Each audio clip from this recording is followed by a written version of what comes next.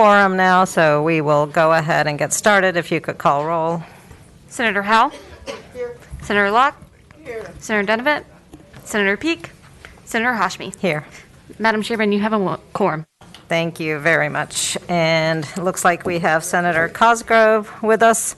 Thank you for being here on time. And it's SB, thank you, SB 2. Thank you, Madam Chairman and members of the committee. I have Senate Bill 2, which is basically a repeal of a bill we passed last year.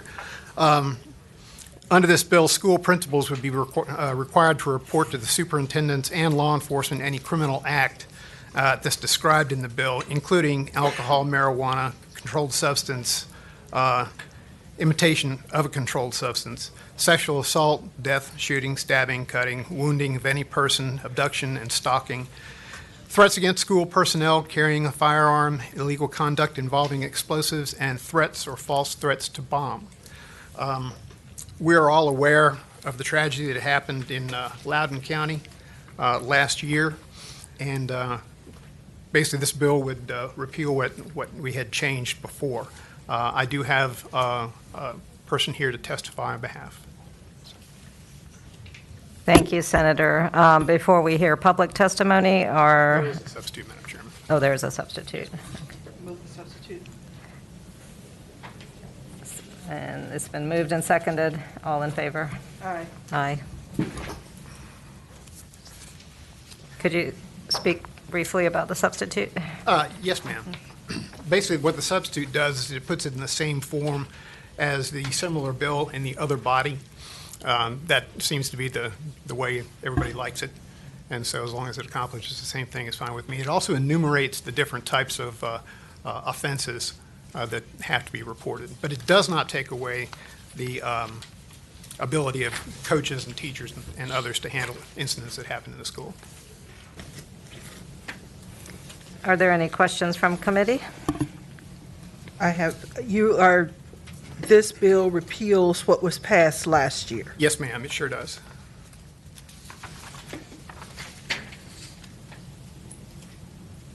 It basically takes it back to the way it used to be before we repealed it last year. Sometimes we make mistakes up here, and I truly feel that this is one that we made, and there were some tragic circumstances because of that.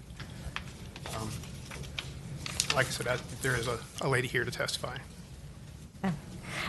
If you could just briefly speak to, I know we had changed the code last year, and then this particular incident that you were describing, if you could speak to the ways in which our changes impacted that situation, because I have a different understanding of that situation. So if you could address that, that would be great. Yes, Madam Chairman. Basically what happened, there was a gentleman in Loudoun County in one of their high schools that was actually wearing ladies' clothes, went into a ladies' bathroom and sexually assaulted one of the students there. Instead of calling the police and taking that type of action, that student was actually just moved to another high school where he did it again. And if this bill had been in effect, the one I'm proposing right now, that young man would have had to have been reported to the police. It's my understanding that he was reported to the police. Am I incorrect in that? Because that was a assault, and that was a sexual assault, and the way it is currently in code,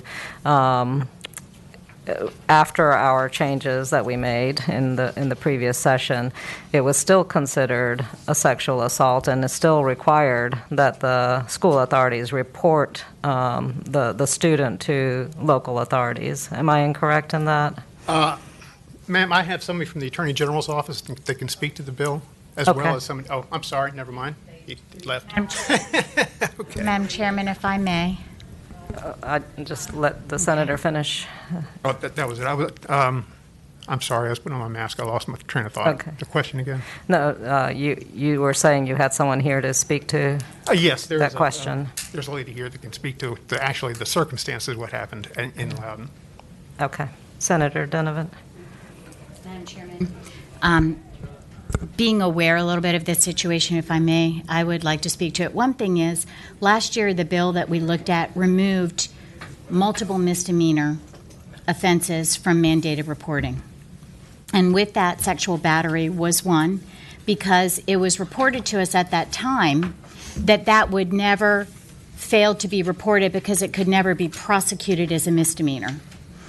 And in this case that I believe you're correct, I believe it was reported to the police that day, is the information that I have. But there was concern because there was room for interpretation about whether or not it should be. So as I read this bill, it doesn't disrupt a lot of the things we did last year to remove misdemeanors, but it does make sure it takes care of that particular situation.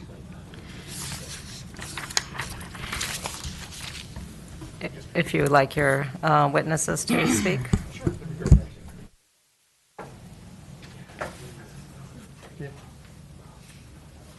I'll put a timer. It depends on how many. Okay, looks like we have a few speakers in support of the legislation, and so we will limit it to 10 minutes on both sides, so 10 minutes total. For all the speakers, is that right? For all the speakers on each side, yes. My name is Nikia Miller, and I am a resident of the 91st House District and the 2nd Senate District in Hampton.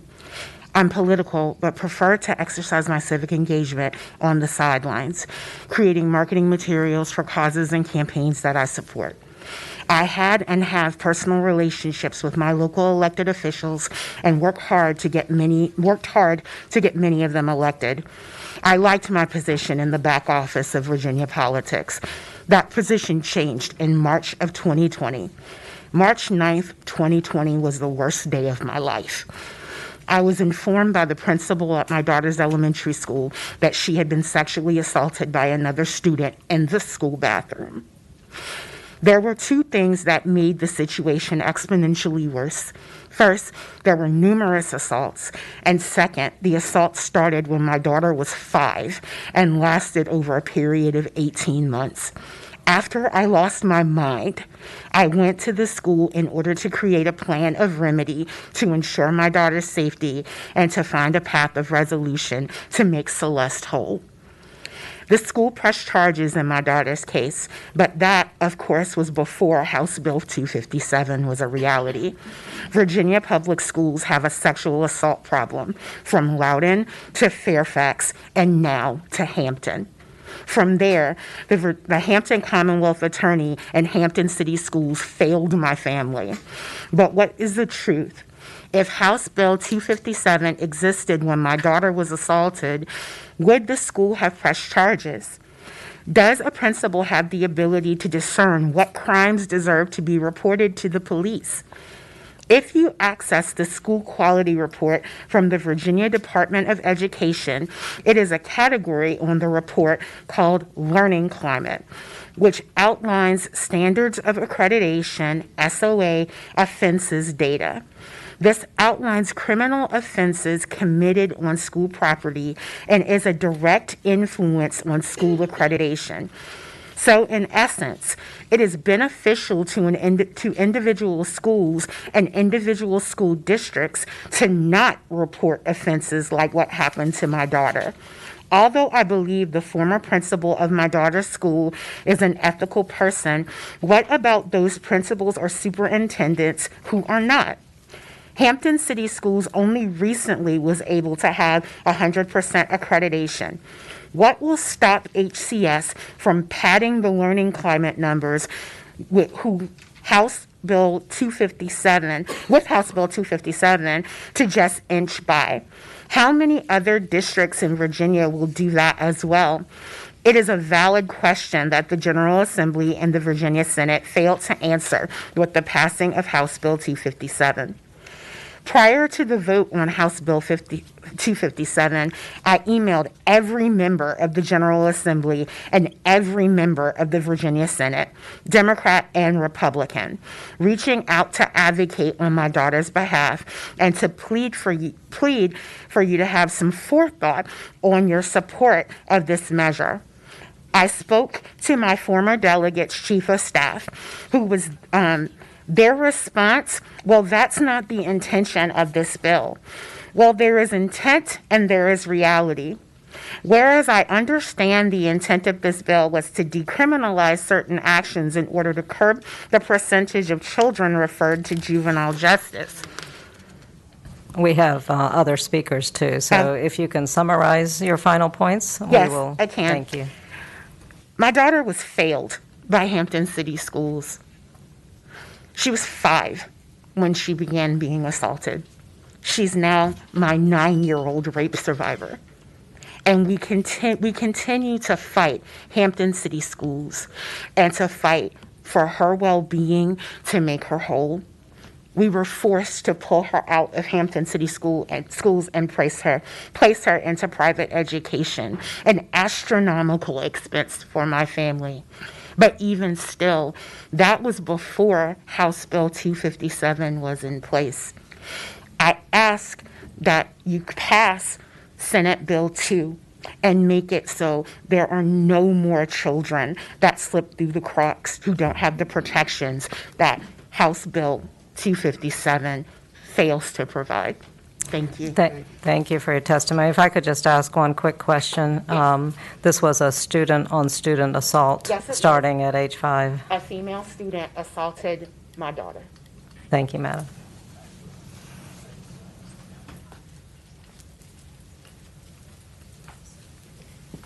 Chair and members of the committee, Jean Infantino representing Chesapeake Public Schools. On behalf of our school board, we strongly support this legislation for the safety of all of our students. Thank you. Thank you.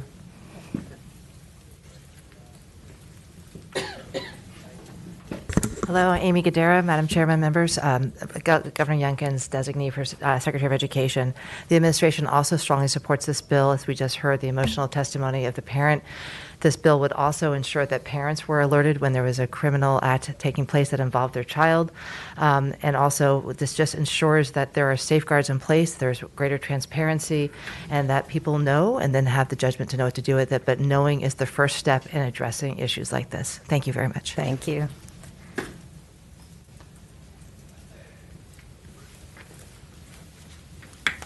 Good afternoon, Madam Chair, members of the committee. I'm Elizabeth Hobbs with the Virginia Sheriff's Association. We support this bill.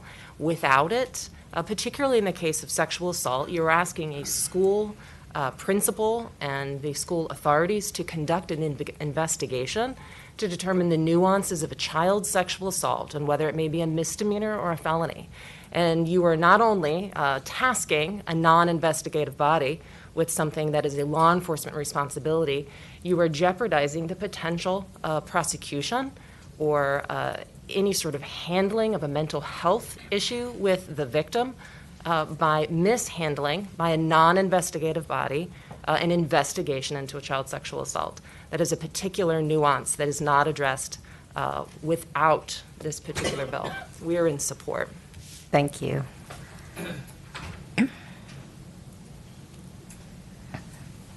Hi, I'm Sherry Story, and I represent the Family Foundation, and we strongly support this bill. And as an active school board member, I strongly support it as well. I agree with Chesapeake School Board System. Thank you. Thank you very much. I believe that concludes the public testimony for individuals wanting to support the legislation. Are there any speakers here who wish to speak in opposition? And again, we'll have 10 minutes for this side. Good afternoon, Madam Chair, committee members. Amy Willard with Legal Aid Justice Center. I'll try to be brief and note those behind me. First, I just want to point out the 2020 law did not change the requirement that parents of both students involved in a situation or who are the subject of a situation are immediately notified. It has been and continues to be the case that anyone, including parents, can file complaints against anyone, youth with court services, intake, or police. Our grave concern with these bills is for the lower level incidents at issue, they take away the ability for principals, other administrators to use their skills, experience, and knowledge of these kids to apply some context and some common sense before referring to law enforcement. There are groups of students, students of color, students with disabilities, who are consistently sent into the juvenile justice system without regard for the disparate impact of discipline and policing practices that make them significantly more likely to be seen as offenders than their peers, despite not committing offenses at disproportionately high rates. The gist of this is the bills do not take into account a student's young age. Currently, there's no minimum age of criminality or culpability. Students in middle, elementary school would be subject to mandatory reporting. It prevents school officials from taking into account a student's disability and how certain student behaviors might be a manifestation of that disability. And finally, some of these mandatory reporting schemes actually can disempower potential victims and their families, taking away their ability to make decisions about if and how they want to share their stories or proceed in bringing law enforcement or courts into the situation. So we would ask that you oppose this bill. Thank you. Yes, Senator. Do you think that it's appropriate for the schools to be discerning about a sexual assault of a student? Madam Chair, Senator Donovan, I think in most cases, practically on the ground, these cases are being reported as it is. Principals are using their discretion to report most of these cases as it is, and so I think they are doing that. So, Madam Chairman, subsequent question. If they are, what's the harm of codifying it? Madam Chair, Senator Donovan, the harm of codifying it is it's making it mandatory in every instance. The definition of sexual assault is expansive. I think it brings a picture into our head when we say those words, and in those instances, I think that reporting is probably the right way to go. But the legal definition can wrap in many other instances that might make us want to have a principal take a breath, get more information, understand context, talk to the victim, have their parents talk to their own child, and have the parents and the child maybe make a decision about if and how to proceed with the legal context in that case. I don't think you'll find any parent in Virginia that agrees with you on sexual assault. So, just a point of clarification. It is. It is. Just a point of clarification. The current code that we have never takes away parental authority in order to take action, to contact law enforcement, and to take proper recourse against any person that may have abused their child. Is that correct? Madam Chair, that is correct. The current law, the law before the change in 2020, mandated immediate notification of parents. Parents and pretty much any citizen can go and file a complaint with juvenile intake and bring that to the attention of law enforcement. Thank you. Madam Chair. Yes, I had a Senator. question for the witness. So if a principal reports it to the authorities under this new proposed statute, the authorities come in and see that there's absolutely no case, it's silly, they bumped into each other playing basketball. The authorities would then would have perfect ability under this statute to not file suit, correct? Make any charges. Madam Chair, Senator Peake, that's correct, but I think what we've seen in the case of young people coming into contact with court intake, with law enforcement, it is a sticky system and it draws them in, and sometimes that mere contact can be a negative and traumatic experience for that student. And it can lead to further and deeper involvement in the system. Thank you. Thank you. And I am starting the clock again now. And our next speaker. Madam Chair, members of the committee, I'm Kathy Bircher here on behalf of Norfolk City Public Schools. And because of the disparate impact on students of color and our students with disabilities, the school board opposes this legislation. Thank you.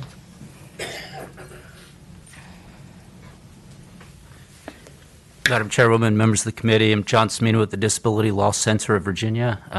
We have grave concerns about the impact, the disparate impact of in the involvement of students of the criminal justice system on students with disabilities. I would just note this bill goes much further than addressing the issues that were presented as prompting it. This goes as far as requiring the reporting of even any threat. And I can tell you, as my wife's a fifth grade school teacher, if a small student in her classroom got upset and made a threat of harm, It would be a very different matter than if an able-bodied person made a very credible threat. And I think those types of considerations need to be taken into consideration in any instance before something's reported to law enforcement. Thank you. Good afternoon. Amanda Silcox with Rise for Youth, and we oppose the bill as well. We don't want students to come into further contact with the juvenile justice system. Thank you. Thank you. Stacey Haney with the School Boards Association. We also oppose the legislation. Listening to the testimony and support, I think there's some confusion about what the 2020 bill did. All the 2020 bill did was give principals discretion in a limited number of cases involving misdemeanors. So the testimony about a child who was raped, that still has to be reported to law enforcement under current law. We never made it so that you didn't have to report rapes. There was testimony about child sexual assault. That has to be reported under current law. We never made that discretionary. This bill doesn't do anything, doesn't decriminalize any behavior. One of the speakers spoke about decriminalizing behavior. This doesn't decriminalize any behavior. All we're talking about is maintaining a tiny, narrow bit of discretion for our principals who deal with our children, including our youngest students and our disabled students. And so we would ask that you not advance this legislation. Thank you. And we have just 2 minutes left for this side. I'll be short. My name is Don Cash from Virginia Educational Association. On the initial bill, we didn't take a position. We didn't know the substitute was going to be here today, but our board will review it. So thank you. Thank you.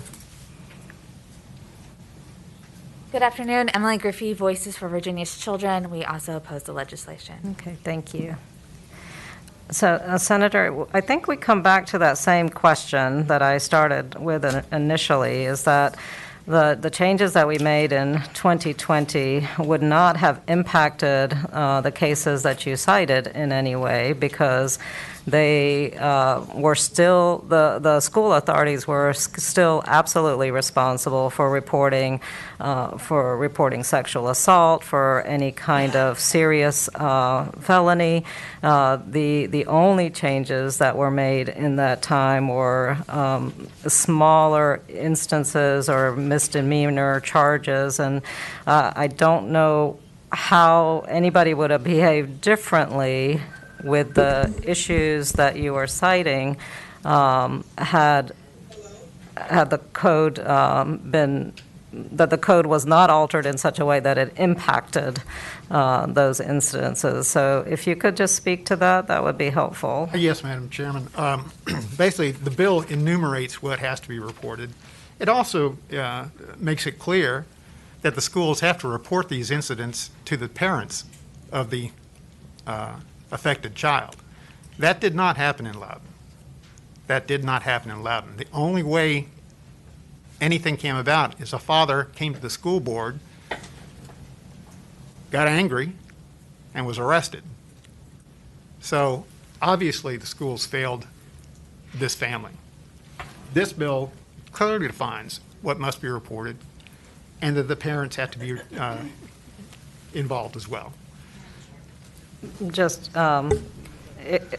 maybe my understanding is incorrect. It was my understanding that the school authorities followed the procedures, reporting to law enforcement, reporting to parents. Am I incorrect in that? I believe you're incorrect in that, Madam Chairman. I may be wrong, but what my understanding was that basically the parents were not considered in this. The perpetrator was actually just moved from one school to another where he did it again. I mean, obviously, there's a problem there. Senator. Thank you, Madam Chairman. For me, the problem is, and I have consistently been concerned about the school-to-prison pipeline and the issue of misdemeanors and discretion. I had adults in my life when I was a child that had discretion. The problem is that in those misdemeanors last year, sexual battery is a misdemeanor. Not sexual assault, which is a felony, but sexual battery is. And that leaves room for interpretation regardless of what was reported and wasn't reported in Loudoun. it was an oversight that I think was a mistake, and this bill corrects it. And I think there is no sexual situation that shouldn't be discerned by somebody who has subject matter expertise. It's different about other things, but sexual assault is something that needs the opportunity to be reviewed by subject matter experts. And Madam Chair, I support the bill, and I move to recommend reporting.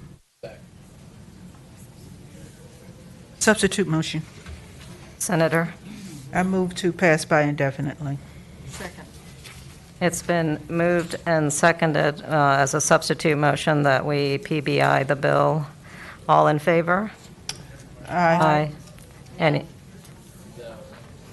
Ayes 3, noes 2. Thank you. Thank you, Madam Chairman, members of the committee. Thank you, Senator.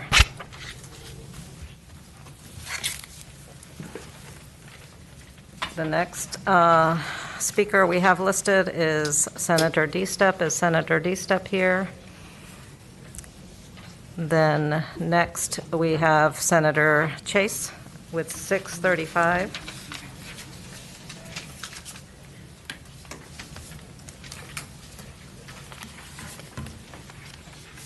Thank you, Madam Chair and members of the committee. Senate Bill 635 is a charter school bill that the governor has asked me to bring to you today.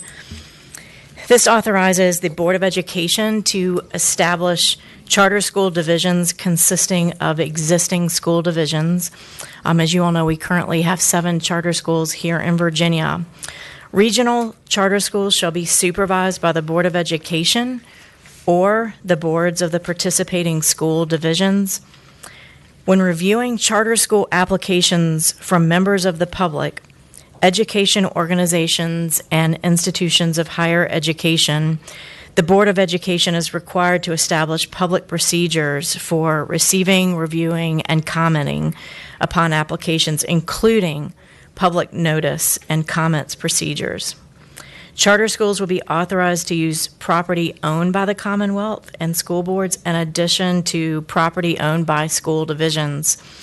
Approved public charter schools will also be required to submit a renewal application at least every 5 years, which must include a performance report and financial statements according to the criteria set by the Board of Education or the local school board. If the public charter school fails to achieve certain performance standards outlined in its contract, its charter can be revoked without appeal. Charter school contracts will set forth academic and operational performance standards related to student performance and academic growth. The bill affirms that public charter schools are prohibited from discriminating against students on the basis of protected classes of proficiency in English and are required to provide services to students who have limited proficiency in English with the goal of teaching them the English language. Public charter schools are also prohibited from being sectarian in nature and are required to abide by desegregation plans.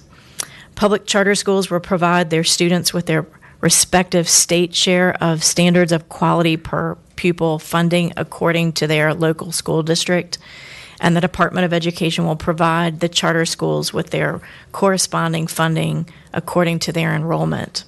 This funding distribution applies proportionately to federal funding.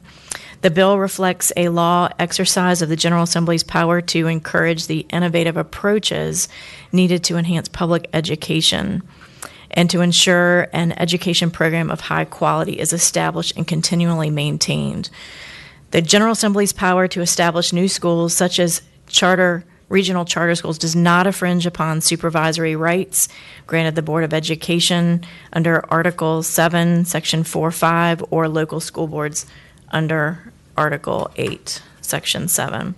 The bill addresses the concerns of local government spending to educate our kids in our existing public schools, avoids pulling kids out of small public schools, and provides a local input on charter schools. And finally, Madam Chairman, charter school districts are geographically confined and limited to certain school districts that meet the criteria. That is my bill. Thank you. Thank you, Senator. Are there any questions from committee? I have a question and I think I know the answer, but I just wanted to clarify. Sure. This is essentially revising the section in the code whereby the authority for establishing charter schools rests within our local school districts, and it is reallocating that authority now to the Board of Education. Am I correct in that? That is correct. The State Board of Education. Okay, That is thank correct. you. Yes. Do you have any folks? Yes, Senator. So if it now rests with the State Board of Education, so now elected school boards will no longer have the authority to determine what's best for their school districts? Madam Chairman, Senator Locke, I understand your concern. A lot of situations that we have seen is that some of the local school boards are resistant to some of these regional schools, and this gives some flexibility to a particular region. The desire here is to help kids who are in failing school districts. We've got to make sure that the money is following the child, and we have to overcome some of those hurdles. And this is just the goal here is try to make sure that every child gets a quality education regardless of what area they're in. And sometimes the local school boards are resistant to doing that. And we want to make sure that all kids, regardless of their zip code, are going to get a quality education. Follow-up question. Yes, Senator. The Commonwealth has been not doing its part in putting in the resources necessary to our public school system for years. Why not just use the resources necessary to fund these failing schools so that they will no longer be failing schools, and put in the resources necessary into those zip codes where students are not performing where they should be performing, rather than diverting those funds to these charter schools? I think that's a very good question and a point well taken. And what I would tell you is that, in my observation, if you look at states like, as I mentioned earlier, Virginia has 7 charter schools, and it creates innovation. It creates an opportunity that doesn't exist in our current school system. And I agree with you. I think we should be fully funding our schools 100%. But if you look at what they've done in Maryland, Maryland has 50 charter schools. Delaware has 27. New Jersey has 89. Even D.C. has 123 public charter schools, with South Carolina having 70. What I have seen personally with the public schools, and you know, we've got the 7 here in Virginia as examples. And what I would tell you is that there is a spirit of, I mean, it's a lottery system. It's engaging in the community. It gets them excited about schools. You and I have seen personally what's happened in some of in the inner cities and the issues that we've had there. And there's a stronghold. You know, we've got to get the best teachers. We've got to get the best infrastructure in place. We have a lot of failing infrastructure that we've talked about. We've got to try to do something different. And this, in my opinion, is an innovative way. What do they say? Trying to do the same thing over and over again is insanity. Let's try something new to get hope for these kids. They're not getting the same education as children in school and zip codes where their parents can afford it. We are disenfranchising kids in these high-risk areas. And I know this for my mother was a teacher here in Richmond, and you may have heard of St. Andrew's parochial school. A lot of those kids lived out of cars. They need a quality education. The kids that are in these charter schools are not charged tuition. It's a way to help them to break that cycle of poverty. That we've been trying this for decades. How long have the public schools been around? But yet they cannot escape the situation. And I don't know if it's a situation with the elected school boards. I don't know if it's a misallocation of funds, or maybe they're not using it properly. I don't know if you know what the issue is, but this is my hope, where we're seeing in these other states they're implementing it and it's successful. and it's working. So I agree with you 100%, and I will support any initiative that you put forward to pour money into those failing public schools. But I think we've got to try a different approach, and this is, in my opinion, a way of trying something different. Maybe we've tried it on a smaller pilot level with 7 schools, and it seems to be working very well. But it's just a way to expand that and to create a little more competition. And the money's not leaving the public schools. It stays in the public schools, and we got to try something different. Senator, I would just not characterize the 7 schools that we have as a pilot program. They have been established by their local school districts, and they have followed the procedure and code. And so they are, I would argue, quite different from what you are proposing, because here in this proposal now, authority to establish the charter schools are not going to be in the hands of the local school districts or local school boards or community members, but rather would be in the hands of the state Board of Education. So that's a different proposal here. So what I would say to that is, if you've noticed, we are, to your point, we've only had 7 charter schools in Virginia, and we are helping those kids in those higher risk communities. We are helping them. But because of the certain makeup that we have in the localities, whenever they want to expand or increase the number of charter schools, they're hitting that barrier at those local levels. And so what can we do regionally to try to overcome that barrier and allow more of these kids to escape the poverty, to escape the high-risk situations they're in? We need some regional help here. It's just a different way of looking at the solution. I think we should try something to expand access to a quality education of these kids who are in failing schools, and their school boards aren't doing anything to help them.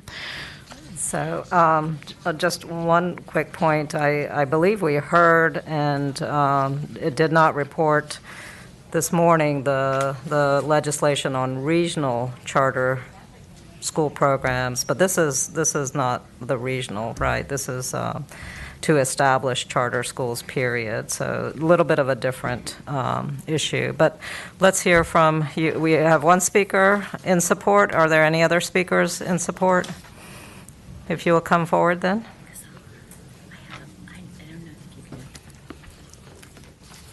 Madam Chair, if I could have just clarification, I'm not sure I've heard, I just want to make sure what I'm agreeing about, in that this says that it's either the board or the local school. It's not transferring it from the local school to the Board of Education. I think it says or. And so it's either or.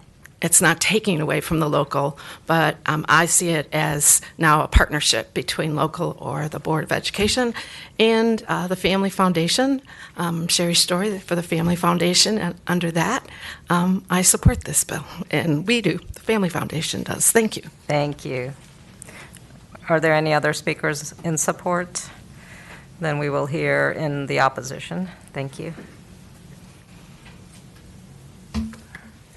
Thank you, Madam Chair. Stacey Haney with the Virginia School Boards Association.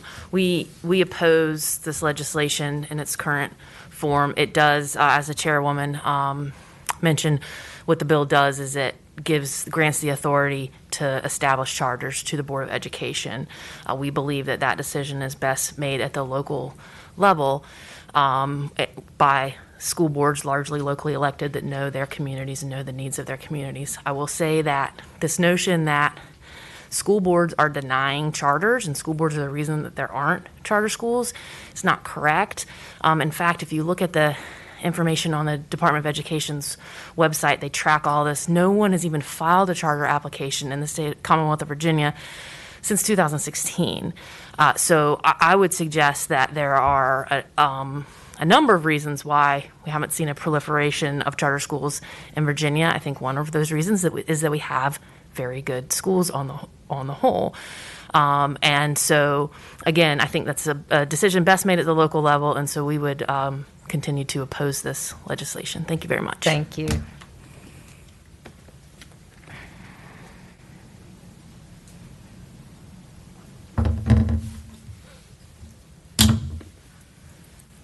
Madam Chair, members of the subcommittee, Tom Smith, the Superintendent's Association, we're also opposed. School boards can approve charter schools when they get a good application. They can approve a regional charter school with a good application.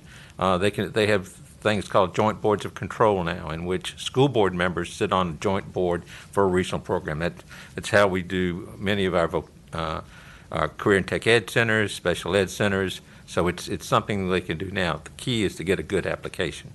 And VAS is not opposed to charter schools. We just believe that they should be approved by the local school boards. Thank you. Thank you.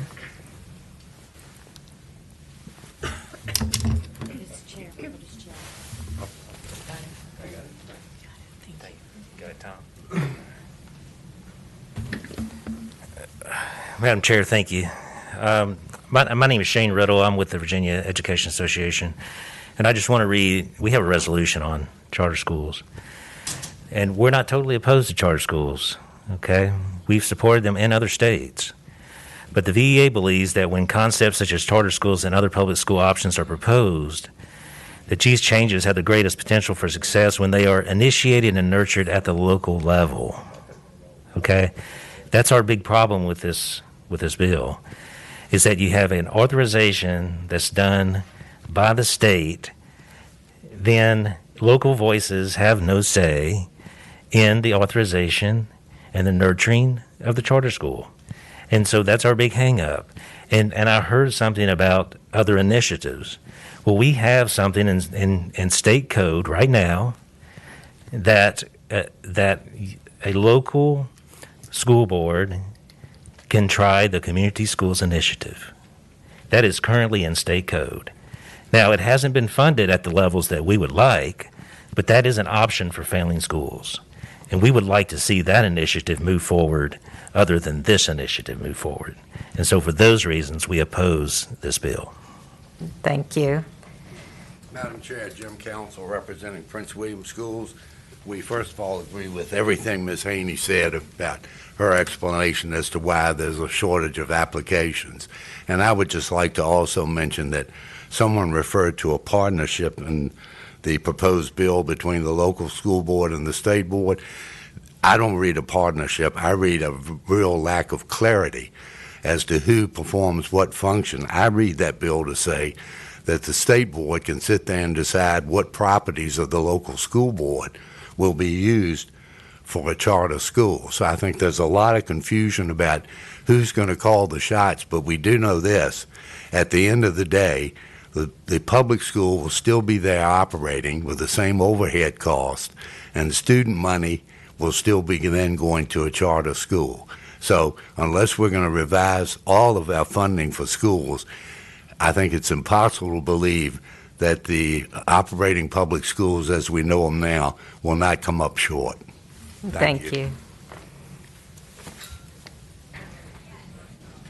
Madam Chair, members of the committee, I'll be very brief. Bev Lammy, Henrico Schools, and our school board is very opposed to charter schools. I think they really feel very strongly that we would like to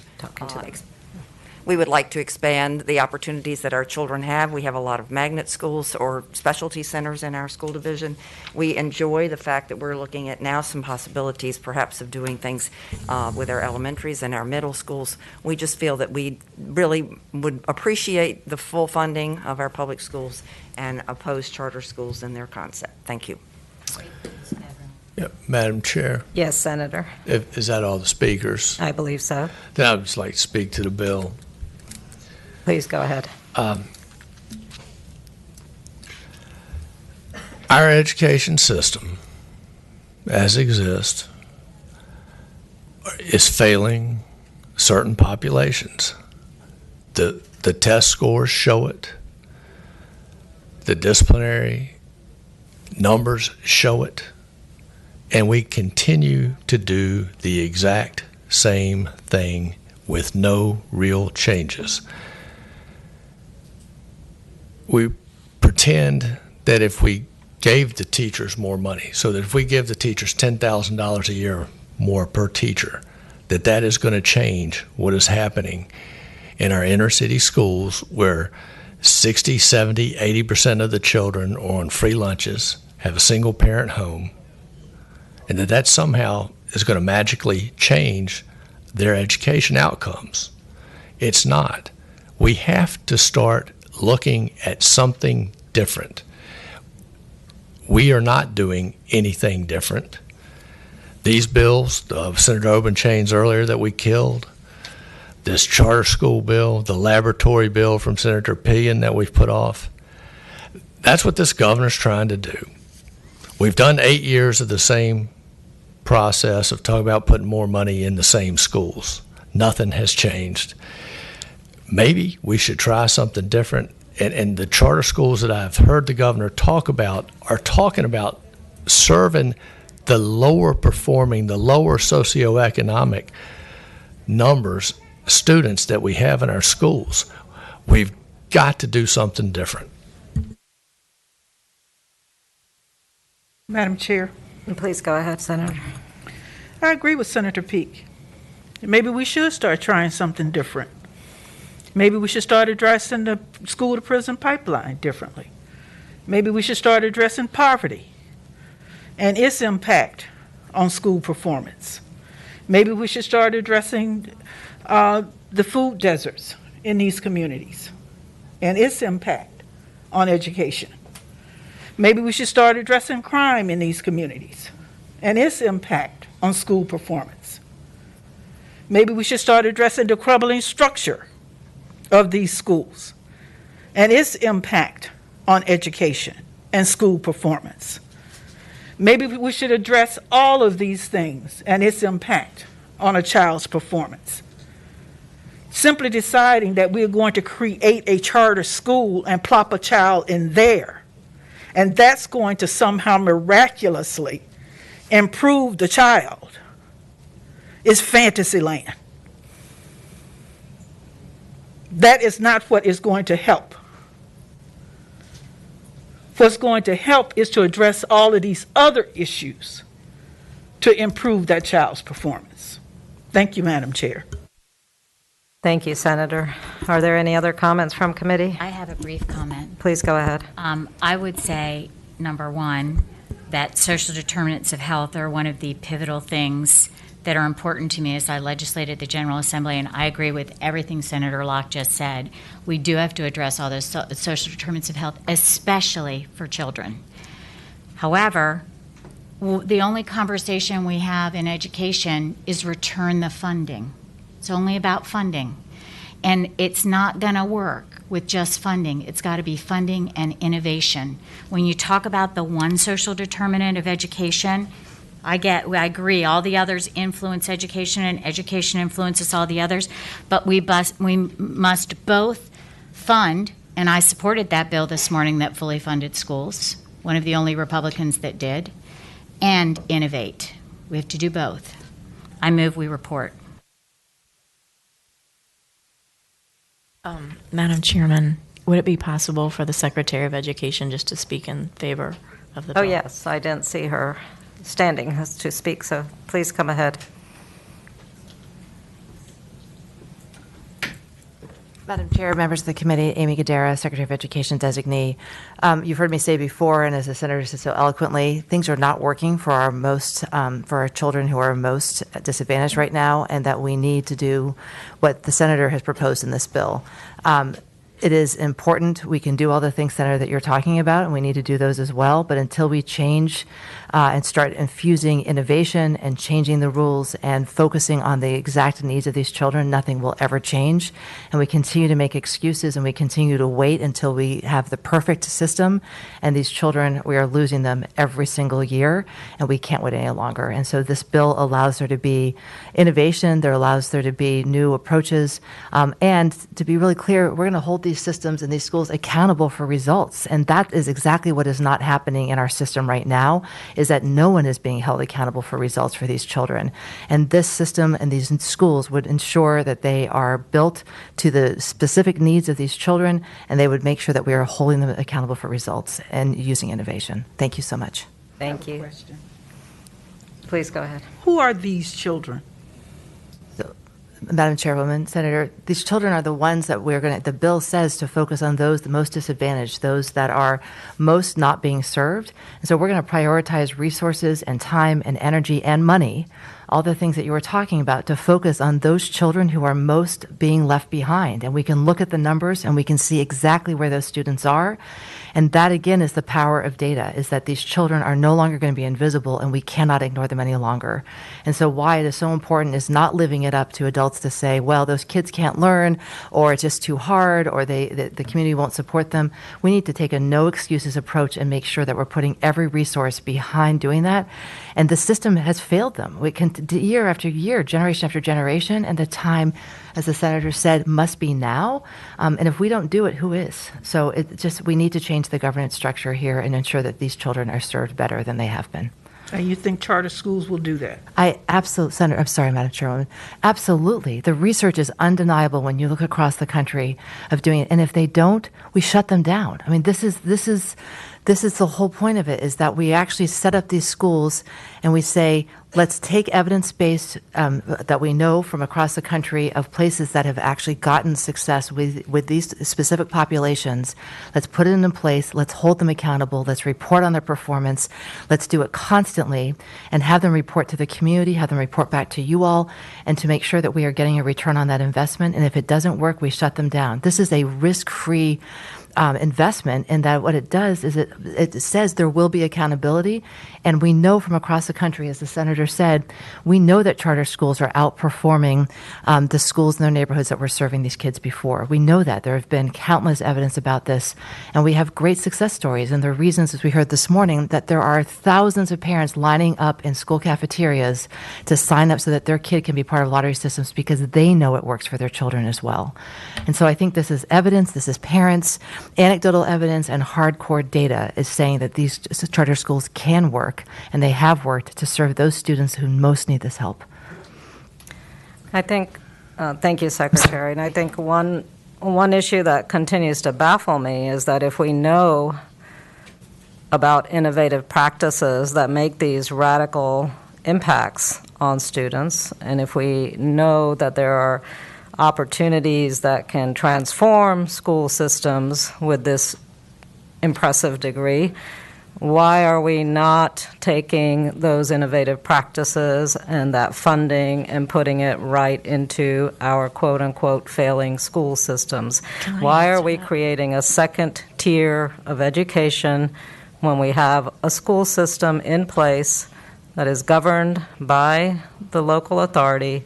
Why are we not doing it directly with the public schools that we have? May I answer that question? Please go ahead. This issue is very dear and near to my heart as a homeschool mom, former homeschool mom. We had our kids, we've done private school, public school, and homeschool, and I have a mom who is a teacher. She's since retired.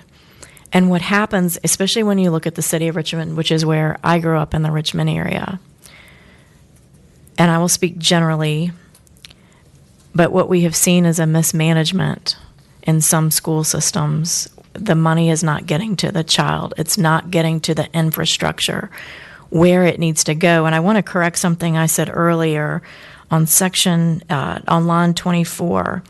It says public charter school applicant and the board or the local school board, so it's an either or.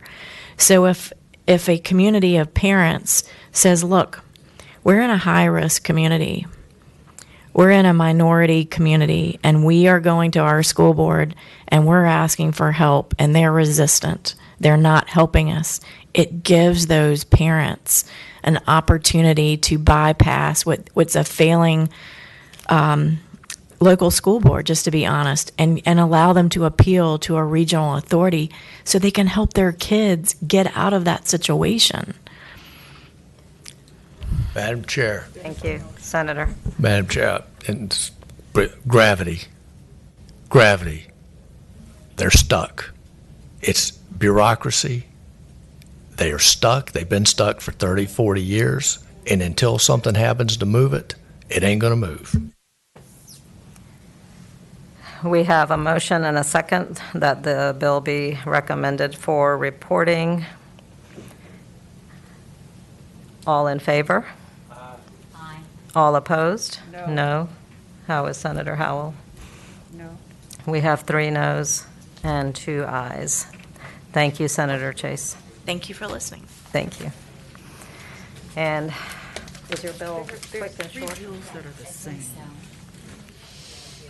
Let's address. I'm sorry, before we go there, I saw Senator Normand here a minute ago, but one thing we did not address with Senator Cosgrove is that we have identical bills proposed from Senator Normand, Senator DeStep, and Senator Stanley. Senator Cosgrove's bill was heard and it was passed by indefinitely. Senator DeStep, are you here to speak to that same bill?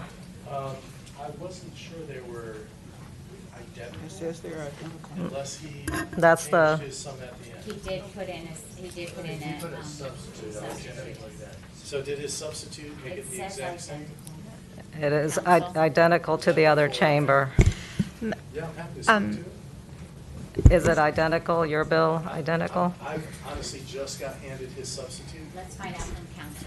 Madam Chair, Senator Cosgrove's substitute made it identical to the House version that they heard the other day, and it's not identical now to the current versions that everybody else's are in. Madam Chair? Yes, I have Senator. a motion.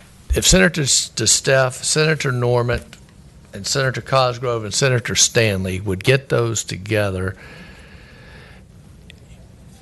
find out if they're identical and tell us at the next meeting, pass this by to the next. This Can we is do our it to- final meeting Can we- for the Public Ed If Subcommittee. Madam Chair, I'm sorry. I'm sorry, I interrupted. I interrupted you.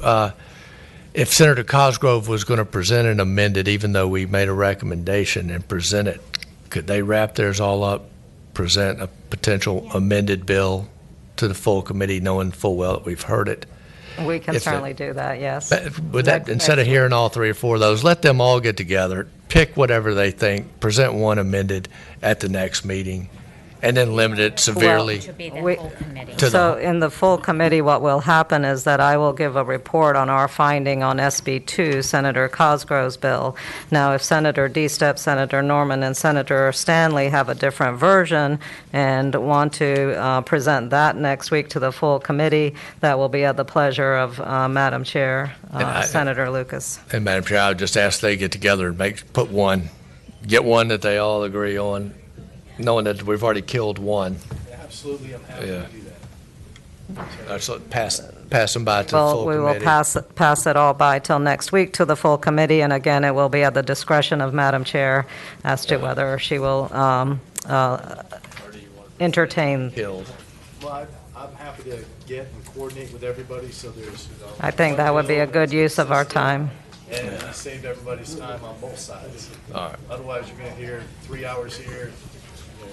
That sounds like a good plan, and I will let Madam Chair know. Madam Chair, members of the committee, thank you. Thank you, Senator. And let's see.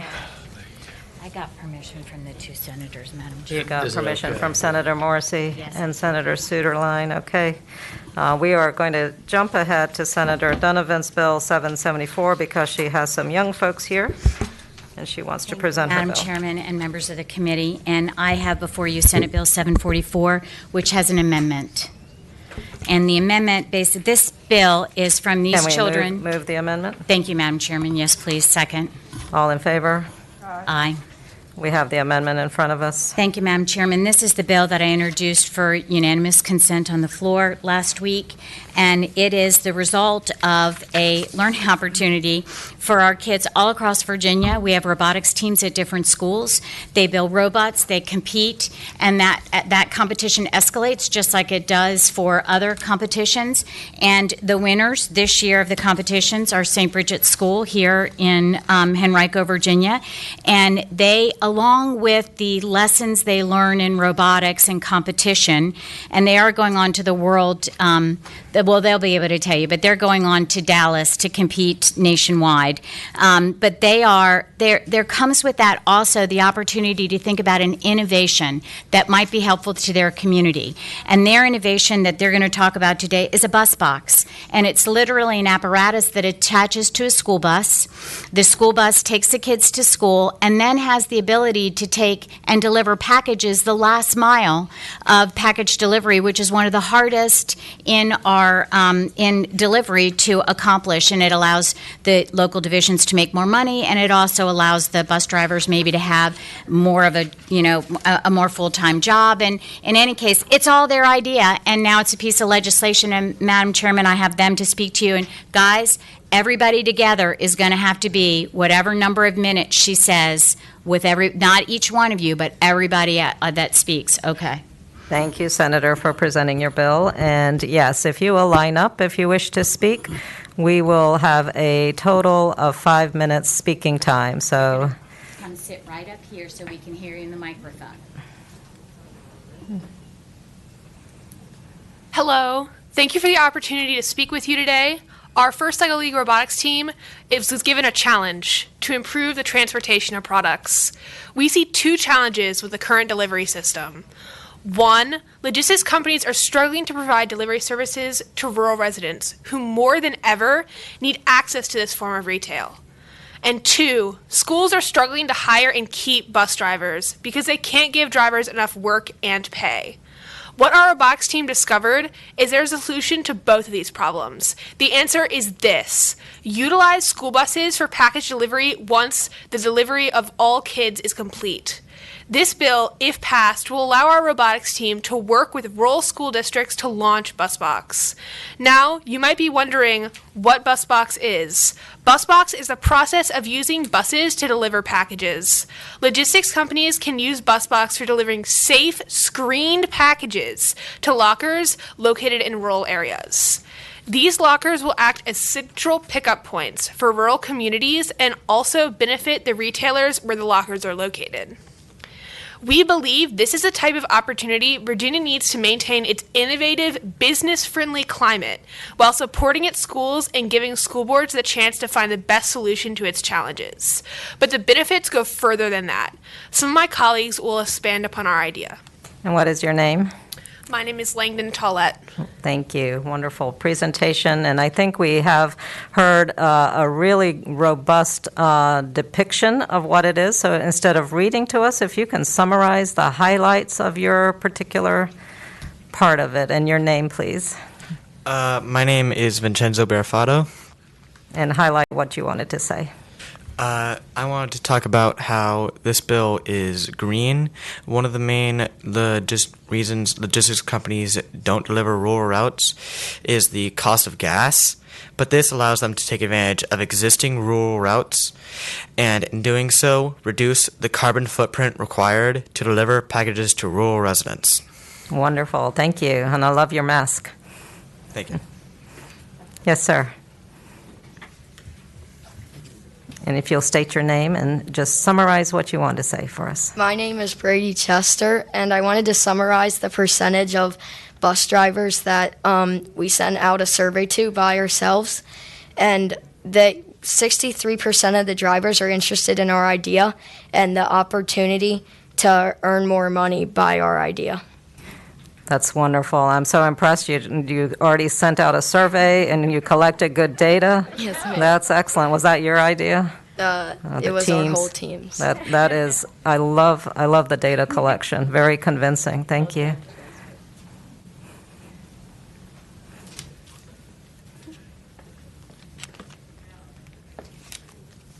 Hi, my name is William McLemore, and I've come to talk about how this bill can help us. It can help us. You can look. It's okay. You can look. So yeah. it helps us because we're not using the bus. It's rural communities are underserved. So what we're trying to do, what I mean by that is we don't really have out there. We don't have same-day delivery. If you want to read, it's okay. And let alone any delivery, and have no access to lockers for pickup. But we can solve that with our bill. I think it's a great idea. Very good. Thank you.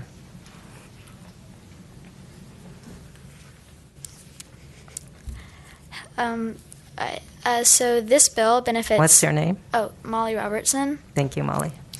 This bill benefits small businesses, Many small retail shops in rural areas are eager to have more ways to generate revenue.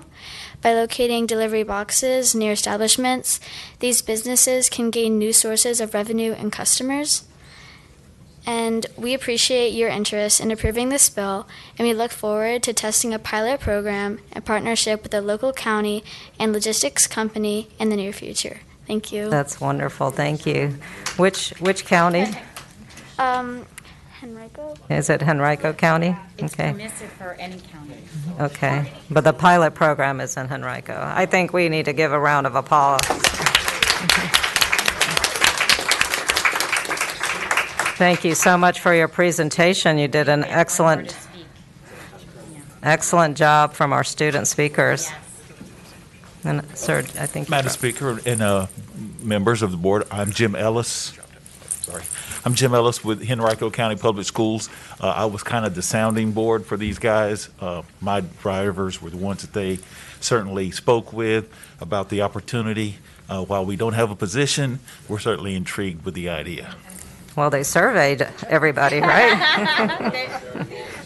Well, thank you. Madam Chairman, I failed to say this is permissive. Localities can choose to do it. It basically just allows the localities to work with any third-party logistics. And the amendment that I have is just to protect another group that was worried that the school buses might be used for people transport. And they asked us to make an amendment to make sure that wasn't the case, and it's not, so that amendment is on the bill. Well, thank you, Senator.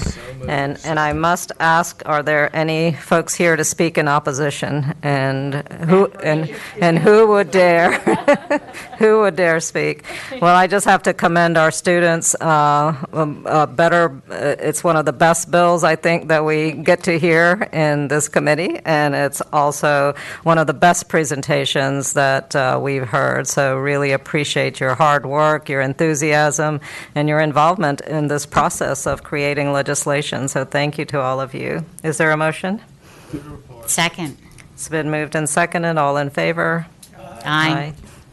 And the bill will be recommended for reporting next week. We will hear it again in full committee, and hopefully you can be watching and see what the full committee has to say about your bill. Thank you very much. Thank you, Madam Chairman. They will forever be engaged in the legislative process after this, so Well, thank you. I see a lot of future senators and delegates standing right in front of me, so thank you very much.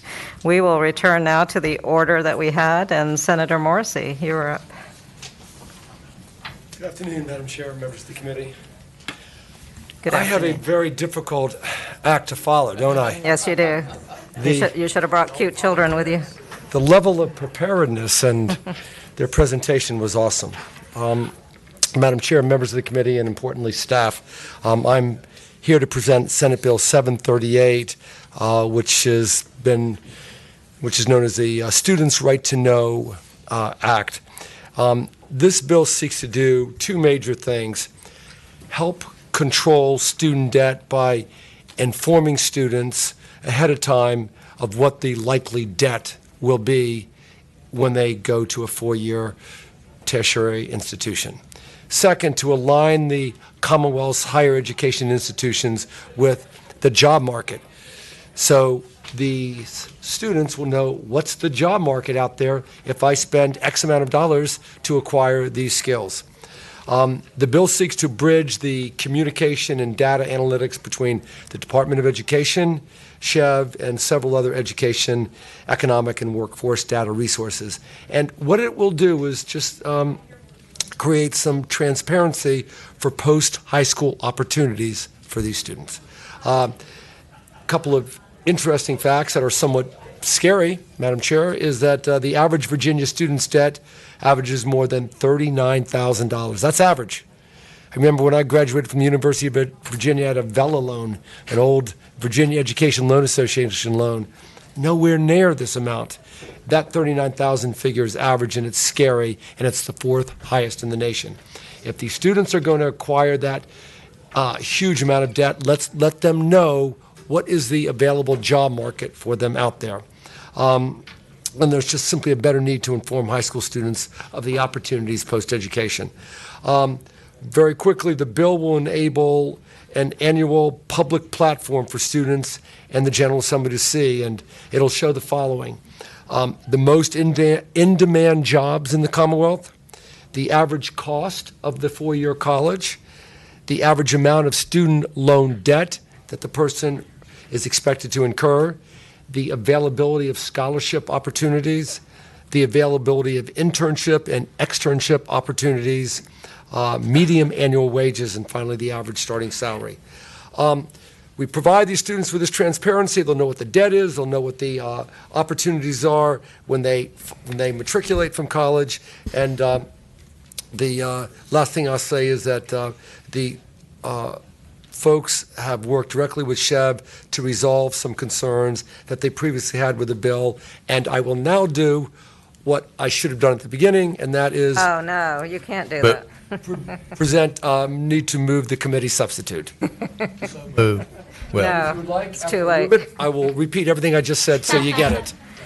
I so move the amendments. It's been moved and seconded. All in favor of the substitute. And then, Madam Chair, if I come in, thank you, Senator. Can I talk to the Senator? Did you say you accepted the substitute? Oh, I moved it. I didn't hear you say Oh, yeah, I that. moved the acceptance of that. Please. All in favor? Aye. I'm just teasing you. Please go ahead, All right. Senator. And I met with the folks working with you on the bill this afternoon. Seems like a fantastic idea, and also helps CTE education, correct, Senator Morrissey? Yes, sir. All right. Yes, Madam sir. Chair, I really like this idea, and I'm wondering if anybody's against this idea. Let us see. We have one speaker of four in support of the bill. Would you like to say a few words?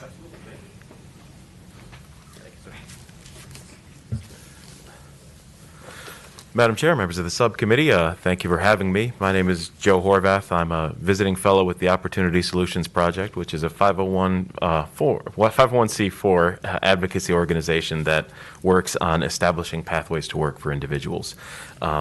This bill, as the sponsor said, does a few things that are very important for young kids. It's going to help reduce student debt before it happens, nip that issue in the bud. It's usually a federal issue. Now there's a state pro-work approach.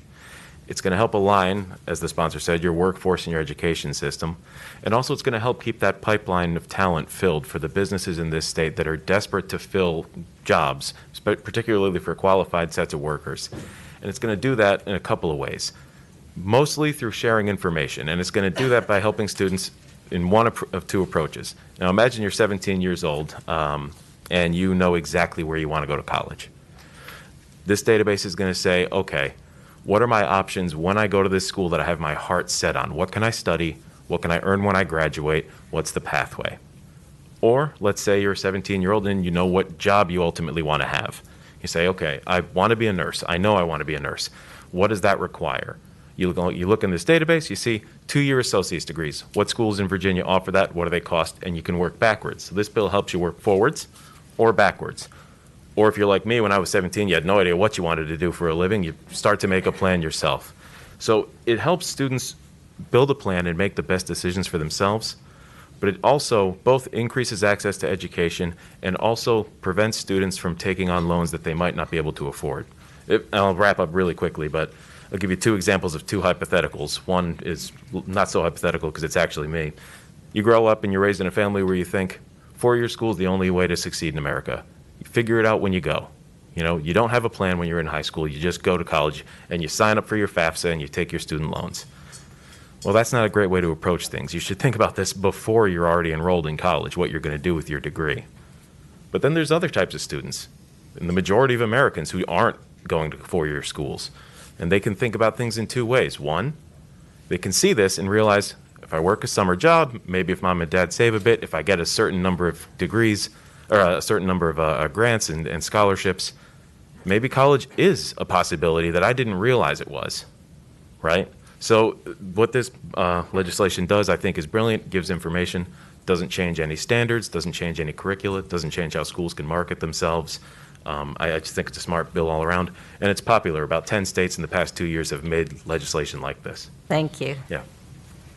And Mr. Riddle, you're speaking in support? I am, yes, ma'am.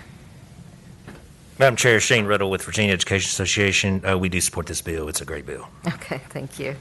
Are there any in opposition? Chairman, I have question? I Yes, second Senator. move to report. There's a lot going on in this space.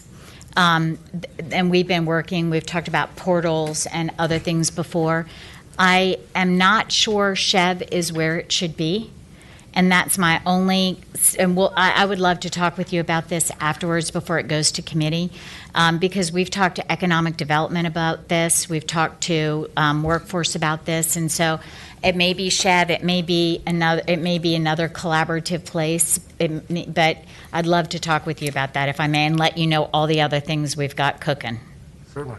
Senator, when you said you're not sure where Chev is, in what context did you mean that? It's being sent to Chev to coordinate. Yeah. I'm going to let perhaps one of the other stakeholders present it, or representatives of stakeholders, but my understanding, Madam Chair and Senator, is that Chev may have had some questions about the previous bill. They worked those through, and they don't have problems, or they've resolved it with a substitute. Okay, all right, I'll be happy to talk with him later. Either way, I second the recommendation to report. It's been moved and seconded that we recommend reporting this bill. All in favor? Aye. Aye. Any opposition? We have 5 ayes. Thank you, Senator. All right, thank you. Thank you, members of the committee. Thank you for letting Bridget go. And then Senator Suderline.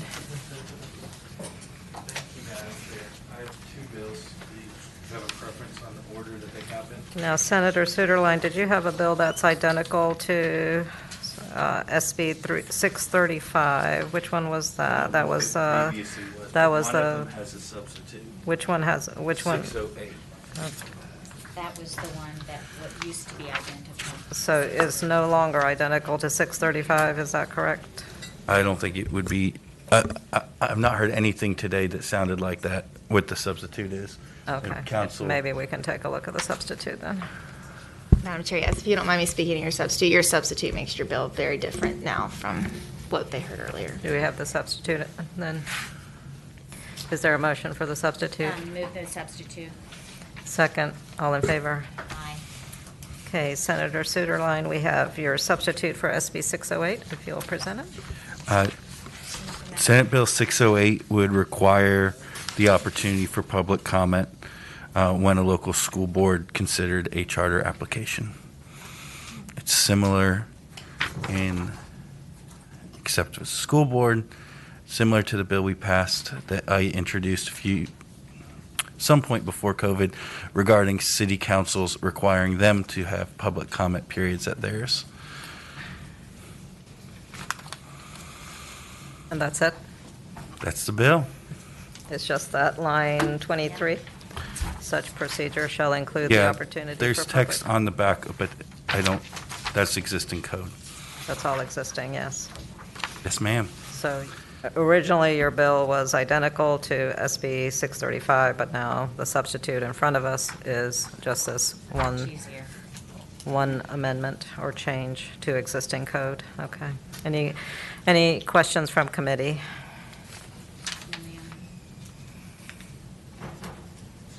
Anyone here to support? Please, Secretary. Madam Chair, members of the committee, Amy Gadara, Secretary of Education, designee. This administration supports this, as you've heard me say before.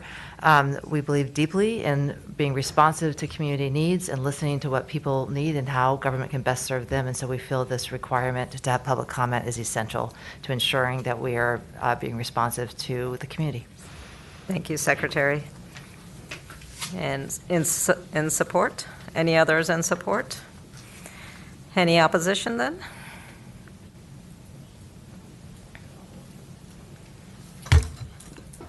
Madam Chair, Stacey Haney of School Board Association. I'm not exactly opposition, and I agree with the Secretary that, regarding community input, as I said when I testified on the earlier bill, but I don't believe this bill is necessary. Current law on lines, 22 of the substitute, local school board shall establish establish a procedure for public notice and to receive comment on public charter school applications. And then current law goes on to say local school board shall give at least 14 days notice of its intent to receive public comment on an application. So twice in existing law, in those two sentences, we talk about public comment. So I don't understand why the bill is necessary. But certainly, as I said earlier, we think that the local boards are the right place to do this with, in consultation with their communities, but we're already required to do this. Madam Chairman? So there seems to be a redundancy in the language, is what you're saying. Senator Suderline, did you want to respond? I don't agree with that assessment, but Senator Donovan's on the committee and wants to speak first. Senator Donovan. I just was going to, and I'm happy for the patron to respond, but it doesn't actually say on 2021 or 22 public comment. It says input, and that could be a committee, that could be any structure that they want, but public comment is very different and is a structured, kind of a structured process, but I don't see public comment anywhere. Input from parents, teachers, and citizens. 23 and 25 say comment. Madam Chair, what I would like Public is notice. Yeah, but it doesn't say. Kind of similar to what my Receive comment on public charter. last public comment bill was. Okay, I Obviously, see. every city council, I always try not to say city council because it was for everyone, but I had a city council that wouldn't take it. So that's why it came up. But they all have public email, and we hope everyone reads the email.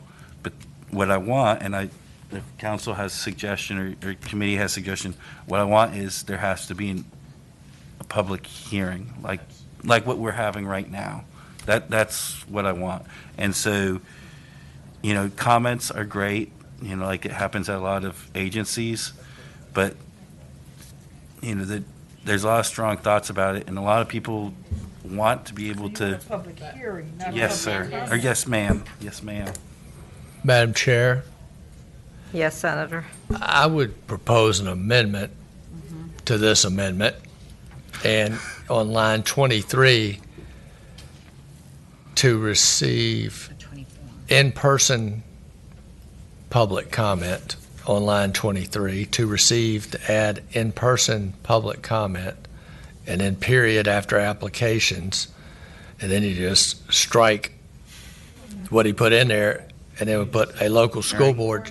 Just say public hearing. Yeah. Yeah. Public hearing. Okay. Opportunity for a public hearing. And I think that's better. That's even better. Of course it is. Once. Is the lawyer. We have one more speaker who wants to address this concern.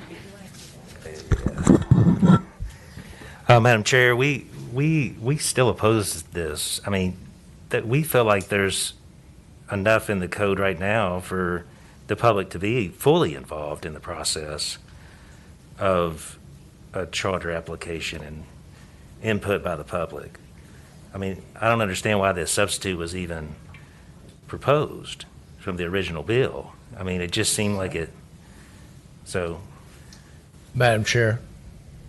Is that the, That does that conclude your comments? Yeah, Okay. so we remain opposed to You it. remain I mean, opposed, thank you. Is it, Madam Chair, patron, or witness, Mr. Riddle, so is it your interpretation that if a locality receives a charter application, they have to have a public hearing on it? Well, it says public input. I know, mean, not the public I hearing, assume that yeah. all school boards work the same. They have public hearings, and they give notice, and everybody comes to the school board meeting for a hearing, for input. So, My local school board did, so I don't know what other places do. I mean, There was a public hearing. I don't know of a school board that wouldn't follow that process. Madam Chair, there hasn't been an application in 6 years. This is sort of like when I brought my bill, I'll just say City of Salem, I'm not proud that they didn't take public comment, but everyone presumed that everyone took public comment all over Virginia. Salem would not take public comment unless it was required by law. It is required by law. No, not Salem School Board, Salem City Council. The last time I brought a public comment bill, they only took it if it was a zoning ordinance or something else where they had to do it by law. There was no opportunity just to address. Everyone said, I can't believe this. That was the case there. There has not been an application in 6 years, and I'd like there to have to be a public hearing in the same opportunity like the gentleman just came up and said he didn't like my bill. I didn't meet him before, but that's great. He got to say that. If someone wants to come say they like a charter application, that's great. They can say it. And if people want to say, we don't think this is a good idea, they can say that too. Thank you, Senator. I don't think anyone is disputing that opportunity for our public to make a response to the application for charter school. I think what we are debating is whether it's already in code and whether putting in this amendment would be redundant. And I tend to read it in the same way that Mr. Riddle and others have stated, that we have a procedure already in place. A local school board shall give at least 14 days notice of its intent to receive public comment. That 14 days notice is an indication that there will be an opportunity for a public to come and comment. And so that is the public hearing in essence. It's not 14 days notice to receive emails. It's public comment that would be received. Madam Chairman. Yes, Senator. It doesn't say hearing. I think in this era where we have robust engagement in government and education, that there's no harm in putting hearing in here, so that if that's the intent, then why not have the language express the intent is that there'll actually be a time for people to step forward and comment in person. I mean, email's great. It's not always completely transparent or accessible, but, you know, I don't see the harm in adding public hearing. I think it's the way we do almost everything else. I move the amendment Senator Locke's language. with Senator Locke's language. I just gave the language. But it's fun to say it that way. But it was good It has been moved and seconded that we recommend reporting as amended with Senator Locke's language. All in favor? We have 2 ayes. All opposed? Nay. We have 3 noes and 2 ayes. All right. My other bill is Senate Thank you, Bill Senator. 558.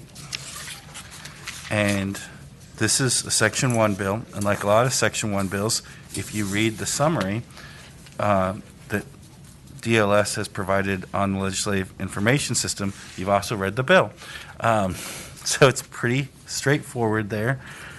What it seeks to do is direct the Board of Education to review and reform different aspects of Virginia's education system, including evaluating certain policies that are already in effect, others that were proposed and have not yet taken effect, and performance standards for public elementary and secondary schools to offer recommendations for revising these policies and standards in the spirit of having excellent schools and high student achievement here in the Commonwealth.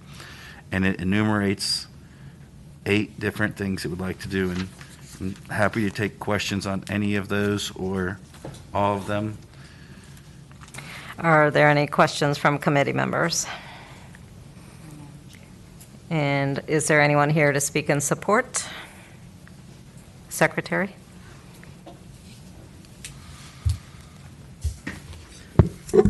Madam Chair, members of the committee, Amy Gadara, designee for Secretary of Education, and the administration is very supportive of this. As the patron said, this is all about ensuring that we have a foundational commitment to excellence for all of our students across the Commonwealth.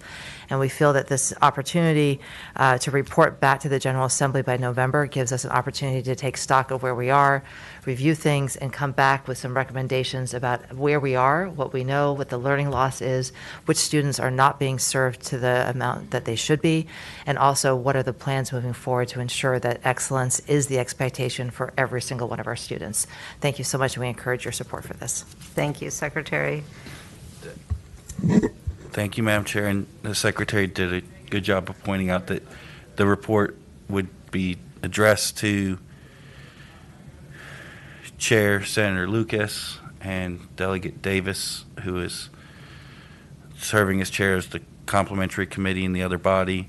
Of course, so it would be available to all of us so we could hopefully do the best we can for our public schools. Thank you, Senator. Before we, please, Dr. Smith, if you'd like to sit down, but before we move to hearing Dr. Smith's comments, I was just curious about this this statement. I think it's lowercase 1 here, promoting excellence in instruction and student achievement in mathematics, including elimination of the Virginia Mathematics Pathways Initiative. Could you speak to why we would want to eliminate the Mathematics Pathways Initiative? Thank you, Madam Chair. The Math Pathways Initiative was highly controversial. It was one of the most distressing times we had in the spring, I should say for myself, because the way that it was presented to a lot of folks, and it made people think that we weren't going to continue with advanced mathematics. I contacted the Northam administration a few days when I became aware of several of the changes in April, and notified them that they had things on the DOE website that indicated that there was not going to continue to be advanced math, and that several of their supporting documents suggested that. And given that we were in a gubernatorial election year, I pointed out that I expected this was likely about to be attacked in a big way, and that I would hope that they would not present it that way, and that I'd hope that they take quick action, because I did not want to hear all the criticisms of Virginia public schools that I thought were about to be made in a campaign year. And I sought to do that. I was unsuccessful in getting the administration to react very quickly, and it became the huge distress that it was.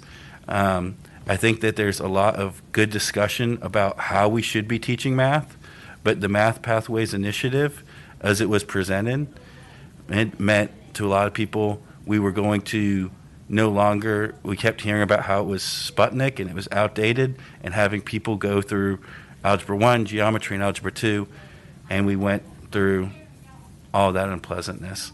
I think that there's a lot of issues with it. I think that we do need to continue to think about how we want to teach math and make it excellent.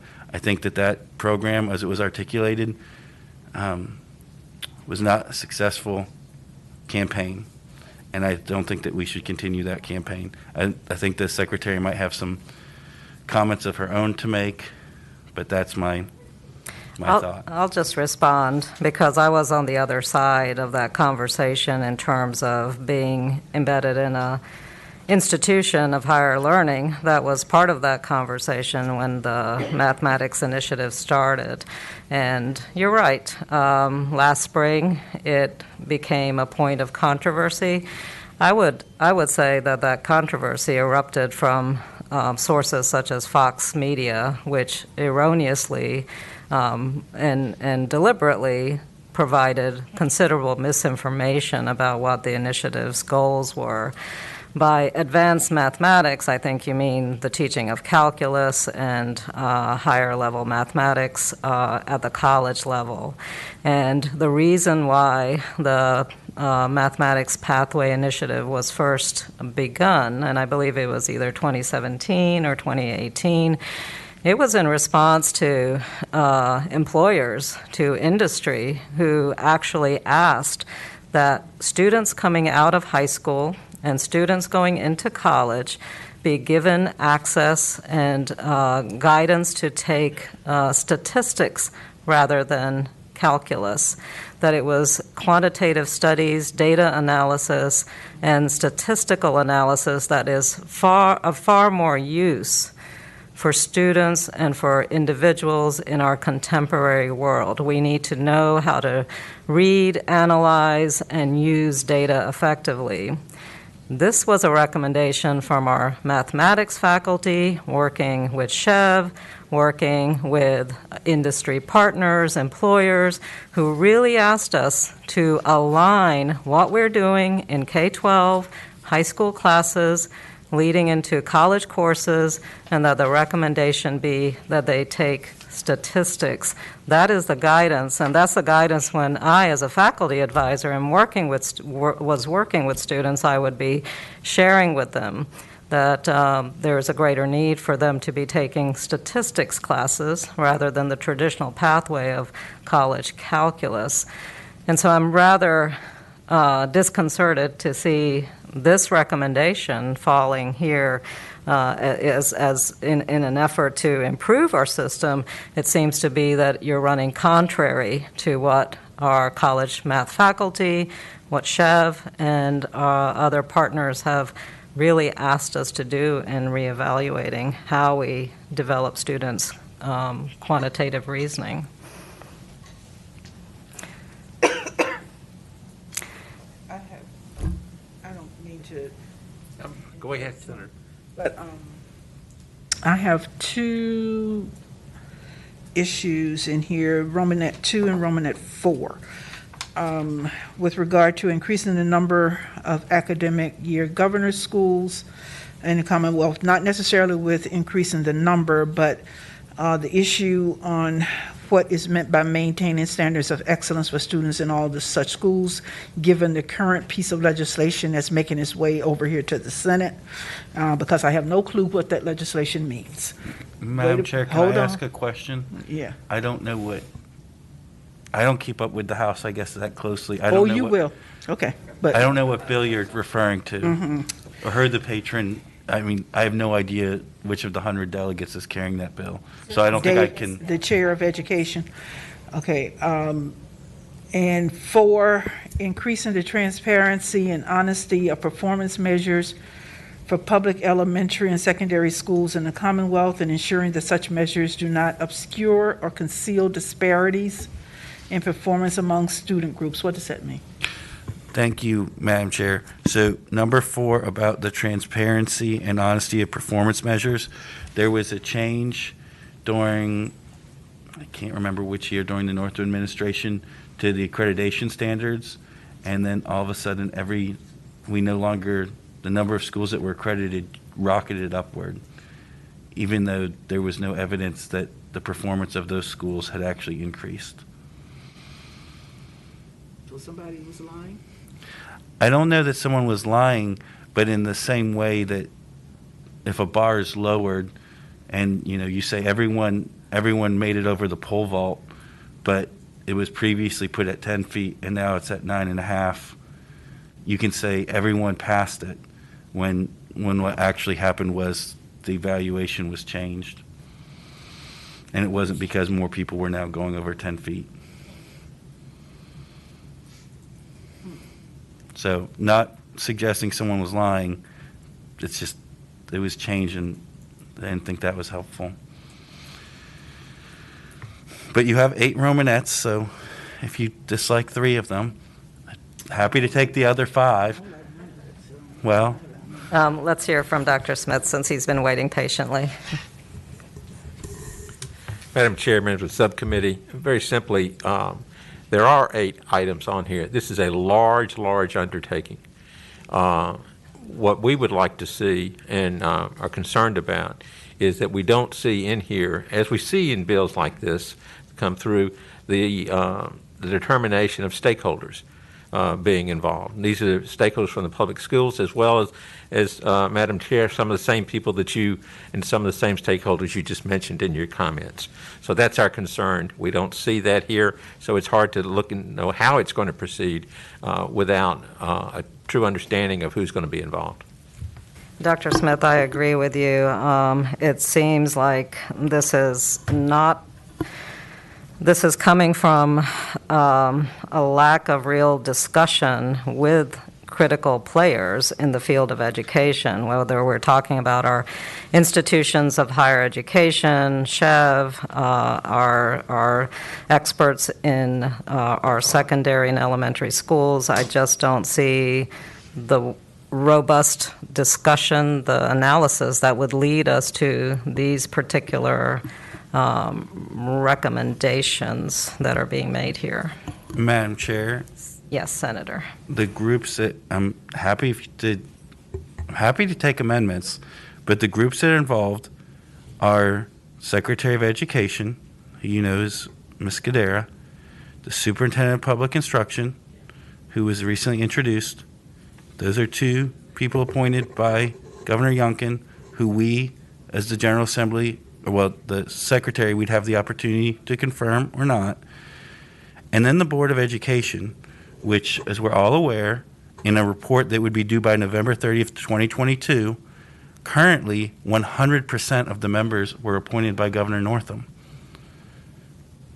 So you have a inherently bipartisan coalition, and every member of the Board of Education that's currently on there that was appointed by Governor Northam, and I don't know how many are up in July, but I know that this would begin before then, and it can't be more than 25% of them, so it would still be a majority Democratic appointed board that we all have voted to confirm, and I don't believe a single one of us have voted against confirmation of a single member of the Board of Education in years.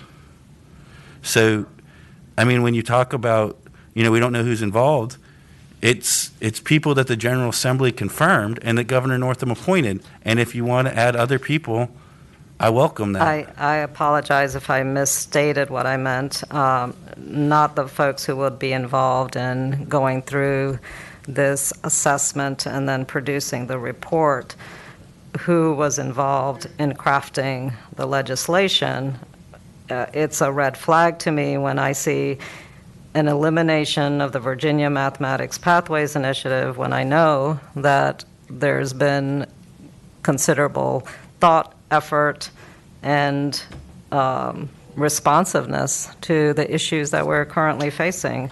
I just don't understand who developed these sets of proposals is what I'm saying. So that is what I meant, not in terms of going forward. I'm happy to remove item 1. I move we remove the math part that's so upsetting. Roman I, or 1. Evaluation. Well, I don't know that that would resolve my problems because I have problems with other parts of the bill, but we have one more speaker here.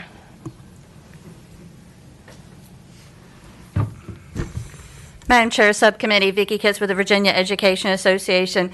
We do have a concern about the Math Pathways Initiative being removed, as well as not including other stakeholders that are, what I say, boots on the ground that actually are doing this work in education. Thank you. Thank you. Madam Chair. Yes. Line 17, I'd move that we strike the word elimination and replace that with evaluation, including evaluation of the Virginia Mathematics Pathways Initiative. Second. Well, I will just be frank and say I'm not supporting this legislation, so striking things, and if you strike it... All right, then I move to would, report. Thank you. All right. We have a recommendation that the bill be, that it be recommended for reporting. All in favor? Aye. All opposed? No. And Senator Howell votes no as well. Thank you. 2, no's 3. I would, if you didn't like any of the 8, you could have just said that from the beginning. I mean, you know that we have to be in other places. I wanted you to convince me. Thank you, Madam Chair. Is that it? Thank you, Senator. Let me double check. Is this the end of the docket?